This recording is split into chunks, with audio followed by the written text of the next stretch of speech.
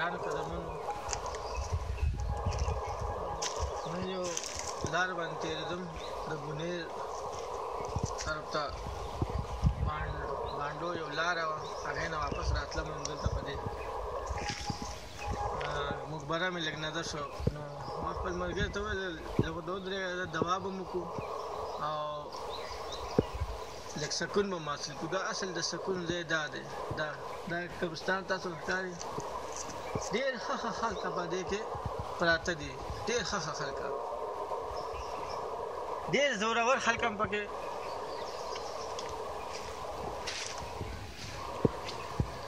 ډېر زورور خلک هم پکې پراته دي په دې کې هغه خلک چې چا ویل دا زما ده دا زما ده دا زما ده لکه هر څوک چې نن سبا دا خلک وایي دا چې زما دی دا زما دی حالانکه هغه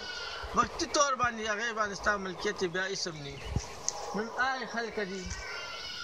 چا چې ویل چې دا زما ده دا زما ده اوس خپل جهادونو کې پراته دي الله دې دې وبخي الله دې ولا دا جانان ښه کړي خو د دې مقصد صرف دا دی د دې مقصد چې دا ځای د سکون ځای دی خو هله چې کله تاسو او زه دنیا کې هغه عملونه وکړو چې کوم الله حکمونو مطابق او د نبي صلی الله علیه وسلم د مبارک طریقو مطابق چې کوم زموږ نبی علیه الصلاۃ والسلام وفرمایل په هغې موږ عمل وکړو نو انشاءالله دا قبرونه تل ته چې موږ لاړ شو هغه موږ له ګل ګلزاره بهار شي الله نه به دغه دعا کوم سوال کوم چې الله دې زموږ اخره خاتمه په ایمان کې او اخره خاتمه زموږ په کلمې باندې دا کې په ایمان سره